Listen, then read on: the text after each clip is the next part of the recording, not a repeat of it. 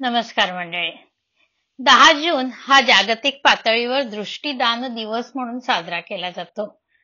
दानाचं महत्त्व आपण सर्व जाणतोच आणि त्यातून दृष्टीच्या दानाने किती छान नाही का?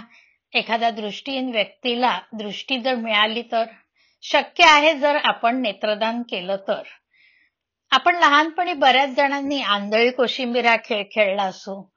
त्याच्याचप्रमाणे मांजराला, कुत्र्याला, उंदराला म्हणा किंवा हत्तीला म्हणा, डोळ्याला पट्टी लावून आपण शेपूट काढतो.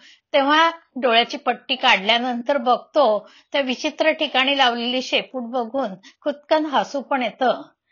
थोडं गांभीर्याने विचार केला तर बघा, आपल्या डोळ्यावरची पट्टी काढल्यावर आपल्याला जी दृष्टी आली किंवा जे आपल्याला दिसलं, यामुळे झालेला आनंद आठवून बघा. तसाच आपण जर अंध व्यक्तींना आनंद देऊ शकलो तर नेत्रदानाने ते सहज शक्य आहे. तेव्हा नेत्रदान करणं अतिशय गरजेचं आहे. जास्तीत जास्त व्यक्तींनी नेत्रदान केलं पाहिजे. आपण प्रत्येकाने तर नेत्रदान करूयाच, पण त्याच्याच बरोबर आपल्या आजूबाजूच्या व्यक्तींना सुद्धा नेत्रदानासाठी प्रोत्साहित करूया.